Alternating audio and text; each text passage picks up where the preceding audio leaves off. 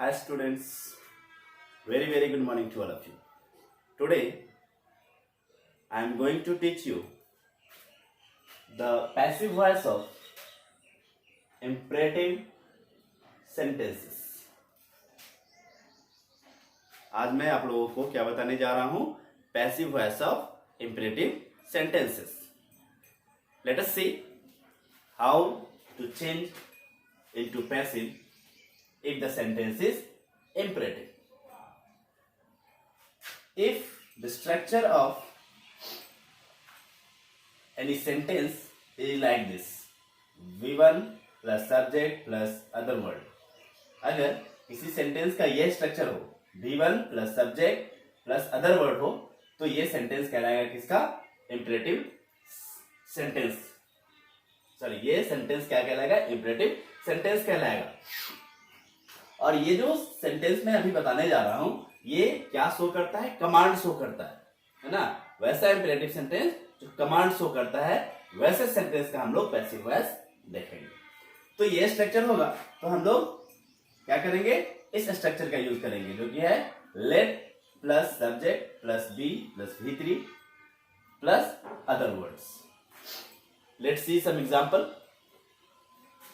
Open the door. ये एक imperative sentence है, और इंपेरेटिव सेंटेंस को पहचानने का मैं पहले भी एक तरीका बता चुका हूं कि जब भी इंपेरेटिव सेंटेंस को देखोगे तो उसमें पाओगे कि सबसे पहले क्या है?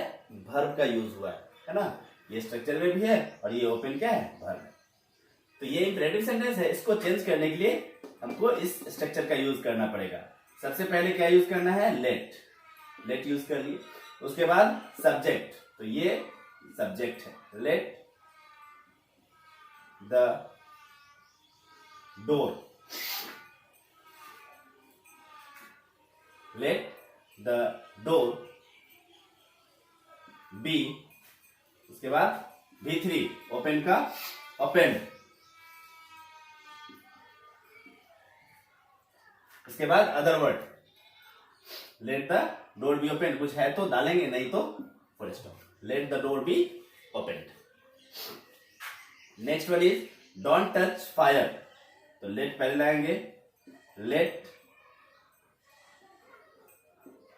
Fire, then after be, then not, then after V3. Let fire be not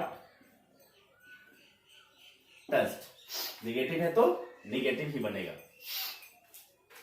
वैसा इंपेरेटिव सेंटेंस जो क्या एक्सप्रेस करता हो? एडवाइस. एडवाइस शो करने वाला सेंटेंस का जो है पैसिव, वो इस स्ट्रक्चर के अकॉर्डिंग बनेगा. अगर एक्टिव का structure V1 plus object plus other word रहे, तो हम लोग पैसिव में subject plus should plus be plus V3 plus other word का यूज करेंगे. एज फॉर एग्जाम्पल, एक्टिव है help the poor. Help the poor, तो सबसे पहले सब्जेक्ट, तो सब्जेक्ट कौन बन के आएगा? The poor. The poor. उसके बाद शुड का यूज करना है, so right here should.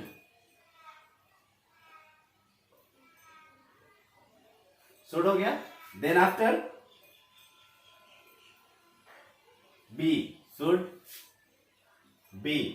Then after V3 help. कुछ और है तो बाद में ऐड करेंगे, नहीं है तो full stop. The poor should be help.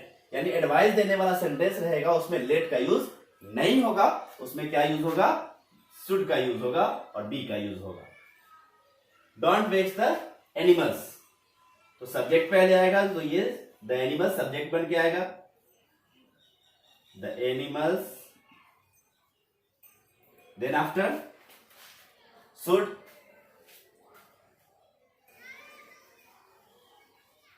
और चूंकि ये नेगेटिव सेंटेंस है, इसलिए शुड के बाद नॉट का यूज होगा. The animals should not. Then after be, should not be, and then वेक्स का V3 वेक्स्ट. VEXED vexed.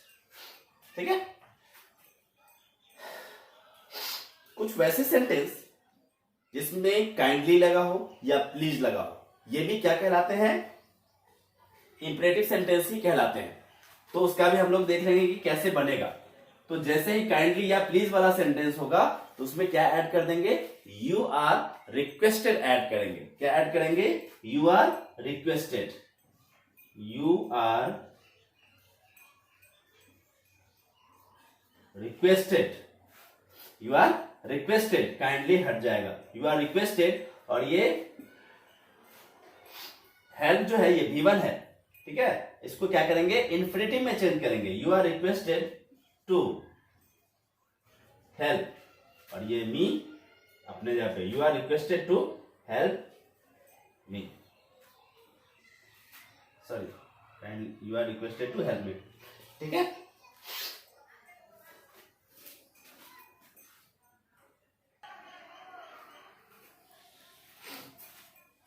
एक और एग्जाम्पल देखते हैं, प्लीज डोंट डिस्टर्ब मी, ठीक है। तो इसमें भी सेम चीज जुड़ेगा, इसमें क्या जुड़ा था, यू आर रिक्वेस्टेड, तो इसमें भी यू आर रिक्वेस्टेड जुड़ जाएगा, यू आर रिक्वेस्टेड, है ना। निगेटिव है तो not to, not to, then after disturb and last में मी अपने जगह पे, तो हो जाएगा you are requested not to disturb me. तो इस तरह से काइंडली या प्लीज वाला सेंटेंस हम लोग चेंज करेंगे।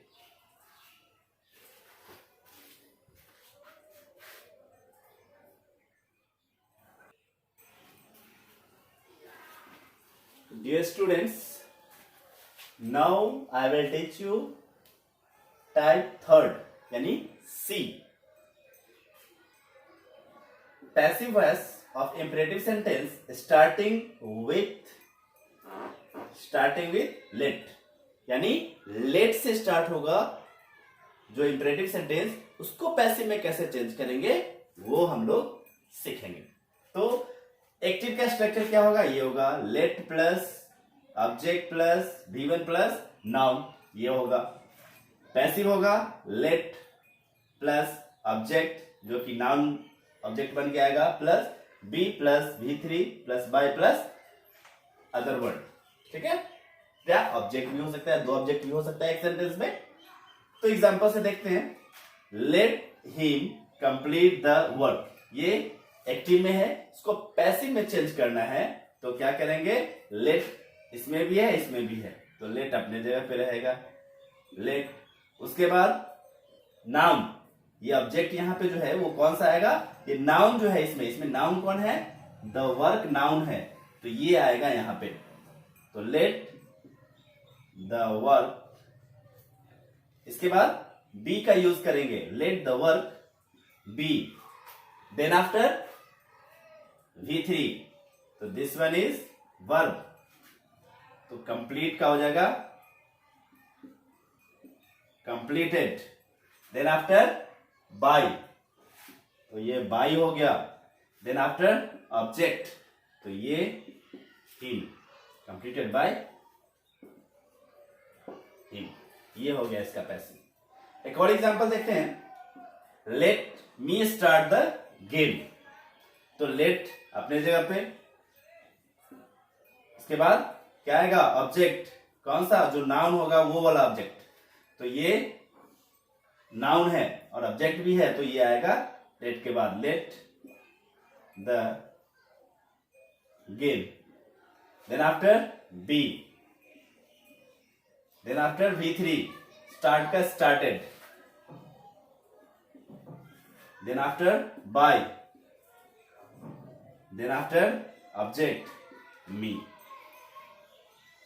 ठीक है। इसमें दो ऑब्जेक्ट है, मी भी ऑब्जेक्ट है और गेम भी ऑब्जेक्ट है, तो कौन सा पहले आएगा कौन सा बाद वो लिखा हुआ है, जो नाउन होगा है ना वो पहले आएगा, यानी ये ऑब्जेक्ट है बट नाउन भी है इसलिए ये पहले आएगा, और यहाँ पे सिंपली जो ऑब्जेक्ट है यानी जो नाउन नहीं है वो यहाँ पे आएगा मी, ठीक है।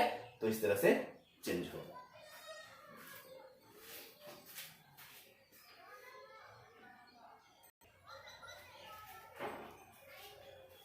Now we will see another kind, no use of by with some passive voice।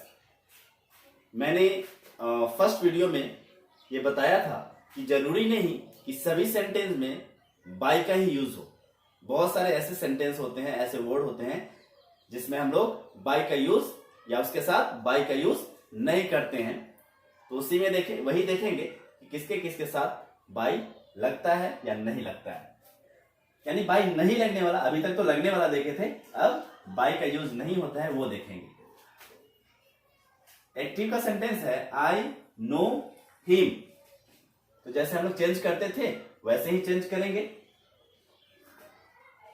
होगा ये सब्जेक्ट बन के आएगा, ही, ये सिंपल प्रेजेंट का है तो इज लगेगा, ही इज। नो का नॉन, और नॉन के साथ हमेशा टू का यूज होता है, नॉन टू, और ये मी, आई का मी।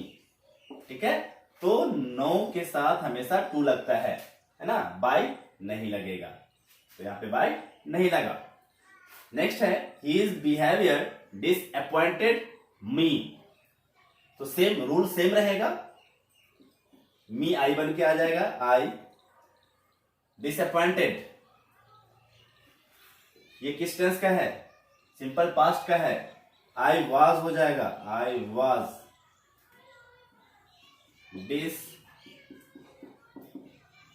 disappointed, I was disappointed, और at his behavior, I was disappointed at his behavior। ठीक है, disappointed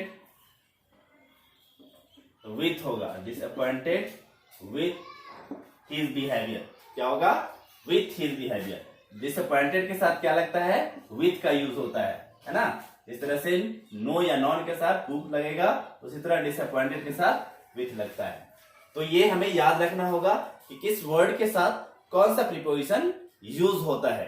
ठीक है, तो I have given some word suitable prepositions used.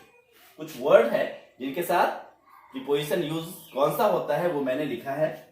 You have to write down and remember also. Amazed at, amazed के साथ क्या लगता है? एट लगता है। एनवायर्ड एट, एनवायर्ड के साथ भी एट का यूज होता है, एट का यूज होता है। कंपेयर्ड टू, कंपेयर्ड के साथ टू का यूज होता है। डिसगस्टेड विथ, डिसगस्टेड के साथ विथ का यूज होता है। नॉक्ड एट, नॉक्ड के साथ एट का यूज होगा। लिसन टू, लिसन के साथ टू का यूज होगा। प्रिपेयर्ड फॉर, प्रिपेयर्ड के साथ फॉर प्रीपोजिशन का यूज होगा। क्वेरल विथ, क्वेरल के साथ विथ प्रीपोजिशन का यूज होगा। सरप्राइज्ड एट, सरप्राइज के साथ एट का यूज होगा। तो इस तरह से जरूरी नहीं है कि हर सेंटेंस को जब एक्टिव से पैसिव में चेंज करे तो उसमें बाय का ही यूज होगा। उसमें बहुत सारे वर्ड्स पे डिपेंड करेंगे, बहुत सारे सेंटेंस वर्ड्स पे डिपेंड करेंगे कि वहां पे कौन सा वर्ड हो रहा है और उसके साथ कौन सा प्रीपोजिशन लगता है। तो you have to remember all of this.